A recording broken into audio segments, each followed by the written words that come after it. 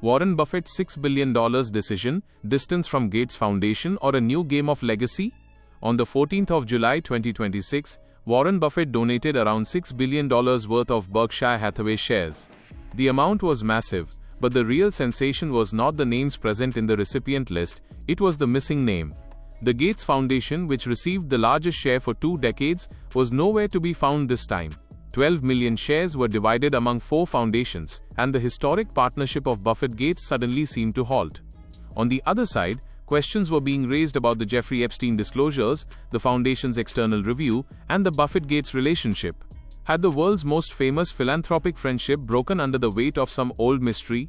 The next morning, Buffett overturned the simple-looking narrative.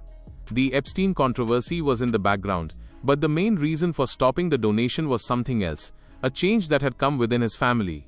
According to Reuters, Buffett gave 12 million Class B shares this year only to 4 family-linked foundations.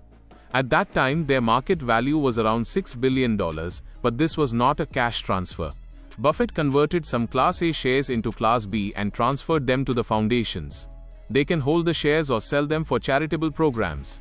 Among these, 9 million shares went to the Susan Thompson Buffett Foundation. The Sherwood Foundation, Howard G. Buffett Foundation, and NoVo Foundation received 1 million shares each, and the hint hidden in the allocation was huge. For the first time in nearly 20 years of annual mid-year donations, the Gates Foundation did not receive a single share. This was not just a check stopping, it was changing the path of a philanthropic system that had been running since 2006. This system was created when Buffett decided to return his wealth to society. Instead of building his own massive foundation, he trusted the platform of Bill and Melinda Gates. The friendship between Buffett and Gates was formed in the early 1990s. A conversation that started between an investor and a technology founder gradually reached global health, poverty, and large-scale philanthropy. In 2006, Buffett announced a plan to give a massive portion of Berkshire shares to the Gates Foundation and 4 family foundations. The largest allocation was for the Gates Foundation, which is why the world considered it a historic partnership. This entire amount was not to be given in a single day. Shares were to be transferred in annual installments, so that the foundation could turn the suddenly received mountain of wealth into disciplined grants and long-term programs. Spending was important in Buffett's arrangement. His purpose was not just to make the endowment look large, but to channel resources into work like vaccines, public health, agriculture, education, and poverty reduction. He also became a trustee of the Gates Foundation, but running daily operations was not his job. He provided capital and trust while the foundation deployed it through specialists, field partners, and measurement systems. In 2010, Buffett, Bill Gates, and Melinda French Gates started the Giving Pledge, so that extremely wealthy people could make a public commitment to give a majority of their wealth to philanthropy during their lifetime or after death. Over time, Buffett's Berkshire stock given to the Gates Foundation, valued at the time of transfer, crossed $47 billion. He became one of the foundation's most important donors. In 2021, Buffett stepped down from the position of trustee at the foundation, yet the annual stock gifts continued. Therefore, it was considered a governance change, not a separation. In 2025, Buffett gave shares worth approximately $4.5 billion to the Gates Foundation. Family foundations also received stock, but the Gates Foundation remained the biggest beneficiary. That is why the blank space of 2026 stood out loudly. An organization that received billions a year ago was out of the list, and a report at the end of June deepened the suspense. A Reuters report on the 30th of June citing the Wall Street Journal stated that Buffett wanted to see the findings of the foundation's external review and could delay the donation decision until later. At that time, the report indicated the possibility of a delay, not a permanent cancellation. Therefore, the formal announcement on the 14th of July became decisive. It turned speculation into a real long-term philanthropic shift. The Gates Foundation conducted an external review of old institutional contacts and vetting policies related to Epstein. The question was, what did the organization know, with whom did it communicate, and where were the controls weak?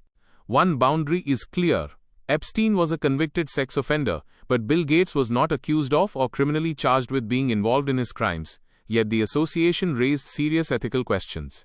Gates admitted that he met Epstein after his 2008 conviction. He called the meetings a big mistake and explained that the attempt to find connections for philanthropy led nowhere. The records released in 2026 and congressional questioning brought the relationship back into the headlines. Gates said he had no knowledge of Epstein's ongoing criminal activity and denied wrongdoing. In March, Buffett had shared that he had not spoken with Gates since the disclosures came out. This distance seemed like a sign of a broken friendship to many, but just a few months later, the picture changed again. In a CNBC interview in July, Buffett said he read the documents and Gates's sworn testimony.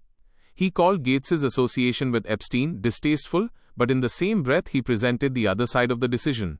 Buffett said that people can make mistakes while choosing friends and employees. He did not give Gates a certificate of exoneration, but he also stated that he has no regrets over his past donations. The unexpected revelation was that Gates had met Buffett in Omaha a few weeks earlier. The two had a long conversation, and Buffett refused to define the friendship solely by the controversy. Gates called Buffett a dear friend and expressed gratitude for the support. The financial partnership changed, but the available evidence does not support the story of the friendship ending completely. Now the real turning point comes forward. Buffett said the main reason for stopping the Gates Foundation was not the scandal, but his altered confidence regarding his three children, Susie, Howard and Peter. Previously, Buffett felt that the children were not ready to distribute such a massive sum quickly. Therefore, the global infrastructure of the Gates Foundation showed them a more capable path. Time changed the equation. All three children worked for years with grants and communities through their foundations. Buffett now found them ready for the big responsibility. There was urgency in this as well. Buffett is 95 years old and the children are also aging. He wants them to wisely deploy the wealth while remaining healthy. After the donation, Buffett was estimated to have an economic stake of around 13% left in Berkshire, the value of which was approximately $140 billion around the time of the announcement. This fortune is now no longer left for some distant future. Here, the claim of a 30% ownership could be misleading. Buffett's economic ownership was around 13%. Voting influence is a different calculation. Buffett set a goal that all his remaining Berkshire shares be donated to those same four foundations by the 31st of December 2034. When death will come is uncertain, therefore he put the deadline on the calendar.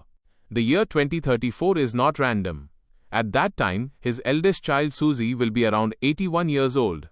Buffett does not want the hardest work of distribution to keep hanging until the children reach an advanced age. According to an assessment by the Associated Press, assuming the current share value remains stable, the annual giving might have to be raised above $17 billion in the coming years to complete the goal. Previously, the plan was that the children would distribute the fortune from a charitable trust after his death and agree unanimously on major decisions. Now the big transfer is beginning during Buffett's lifetime. This means Buffett is not just changing the recipients, he is changing philanthropy's timetable, authority and execution model. Instead of a centralized global institution, capital is spreading into family-led foundations. The Susan Thompson Buffett Foundation is named after his late wife and is receiving the largest share. Its leadership, connected with his daughter Susie, has focused on reproductive health programs. The Sherwood Foundation works on Nebraska and early childhood initiatives, the Howard Foundation on food security and conflict, while NoVo has been supporting women, girls and community causes. After the latest gift of 2026, the cumulative value of Buffett's donations to these four family foundations since 2006 was reported to have reached over $23 billion. Now their scale will be completely different from before. On the other hand, the Gates Foundation did not suddenly become an organization with empty coffers. It said it is grateful for Buffett's decades of support and possesses the financial strength to fulfill its future commitments. Bill Gates has already committed to giving 99% of his remaining wealth to the foundation. The organization wants to wrap up its work on schedule by spending around $200 billion extra by 2045. This is a planned sunset model, deploying resources within a set time frame instead of saving the endowment forever. The stoppage of Buffett funding is a symbolic shock, not a sign of immediate closure. Now the other illusion breaks. Buffett did not slow down philanthropy. In fact, he has planned to accelerate it. Moving money away from the Gates Foundation is not a retreat from charity, but a change of the distribution route. But the new route will not be easy. Spending a wealth around $140 billion is not just a question of generous intention. Choosing the right organizations, measuring impact, and preventing unintended consequences is a decades-long operational challenge. Family foundations can understand specialized causes, but enormous capital suddenly brings risk to smaller governance systems too. If money increases, decision-making capacity must also increase at the same pace. The priorities of all three children are different. Diversity can take capital to new areas, but future grants could be quite different from the global health pattern of the Gates Foundation. Buffett's old model was relying on a professional institution. The new model is relying on trusted heirs. Faith exists in both, but accountability, scale, and time horizon are completely different. This is where the real experiment will begin. Another question arises: did Berkshire lose cash by giving $6 billion worth of shares? No, money did not leave the company's bank account. Buffett transferred the ownership of his personally owned shares to the foundations. Yes, foundations can sell shares for charitable spending. Therefore, over time, Berkshire's ownership may spread among more investors, but the donation announcement does not mean taking $6 billion out of the company. $6 billion is also not a fixed number. The stock price changes every day, so the market value of the donated 12 million shares can be different at the time of announcement, transfer, and sale. The headline is only a picture of that moment. The figure of $47 billion in past donations is said to be based on transfer time value. If the shares rose or were sold later, the actual financial impact could be different from the headline. For the market too, this was not a sudden panic sale. The shares were given to the foundations first. When and how many they sell will depend on their plans. Therefore, the donation and immediate market dumping are not the same event. This change came after the Berkshire leadership transition. Greg Abel became CEO from the beginning of 2026, and Buffett remained chairman. Along with corporate succession, philanthropic succession also came into the timeline.